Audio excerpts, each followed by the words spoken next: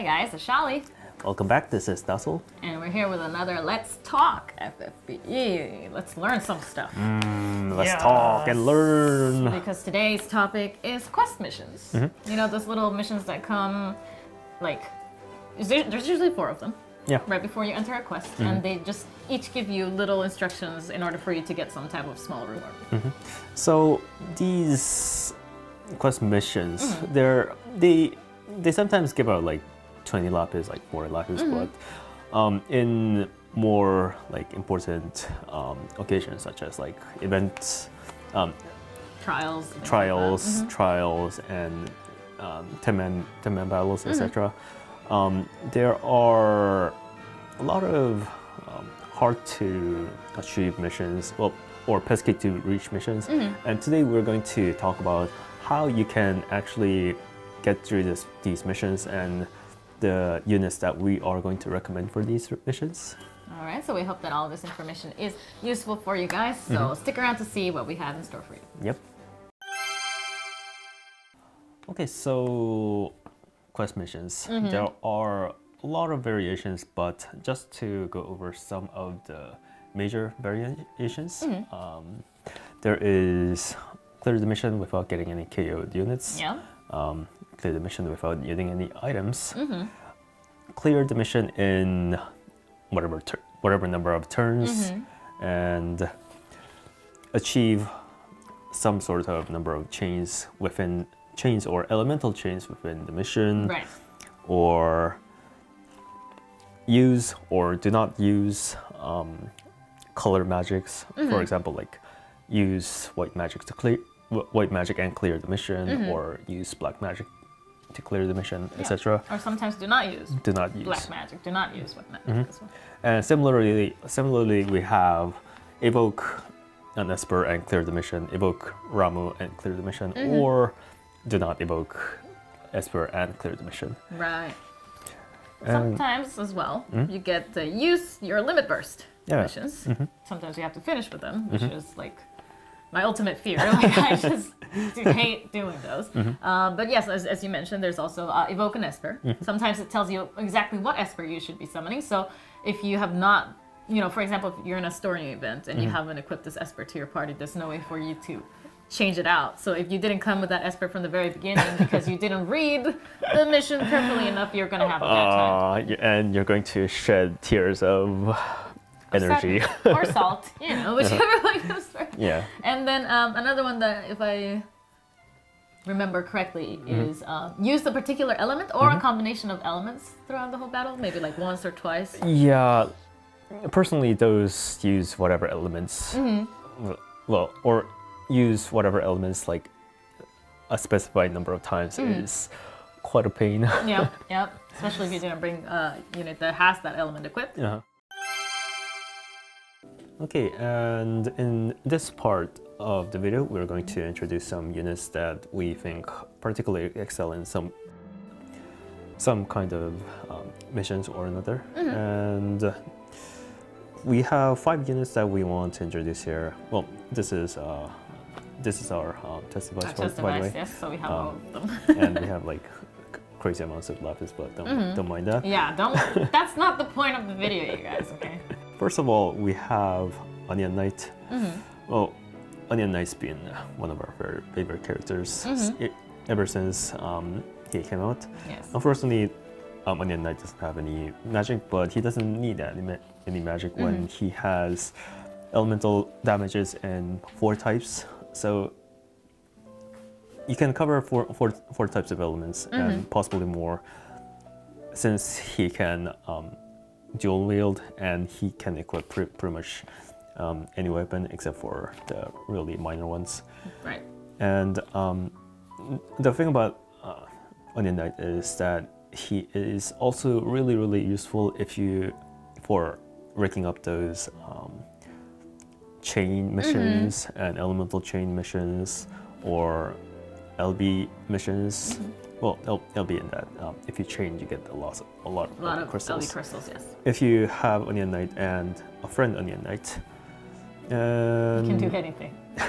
It's like a miraculous pair of and like the damage potential is like amazing. What I particularly like about Onion Knight is that some of the times when you need to be doing a kind of elemental damage, you rely on magic to do it, but since Onion Knight doesn't do any magic attacks, if the condition in one of the missions is no magic, you can still get the elemental attacks in there without having to use magic. But as Dassel said earlier, you can also dual wield different weapons, and I'm not sure of how many people may or may not be aware of this, but if you have a weapon equipped of a certain element, if you hit with that weapon, that counts as elemental damage.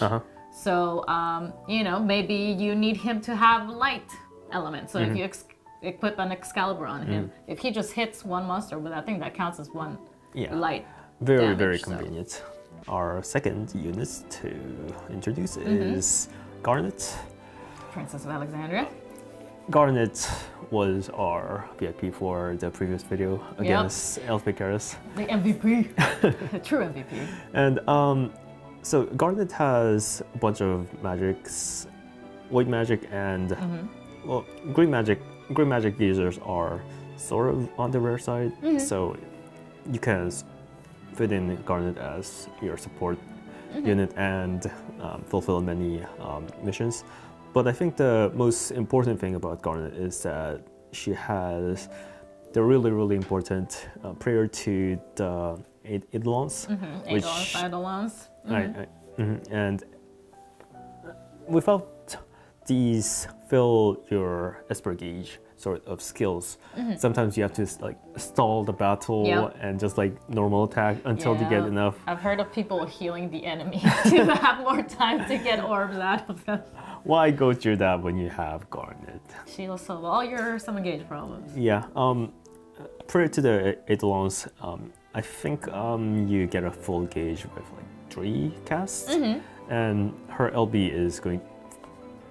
Her LB, which also fills up the LB gauge, fills up say 80%-ish of the LB gauge. About 80%. That is pretty nice. Yeah. And worth noting as well is that she can summon any of the party's Esper. Equipped Espers, So those pesky summon-specific Esper missions are going to be pretty easy as well. And our third character is going to be Crow.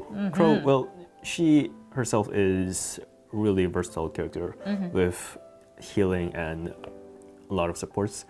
But what she can also do is she can help you with all those pesky missions with dual block magic and elemental coverage and four of the elemental types.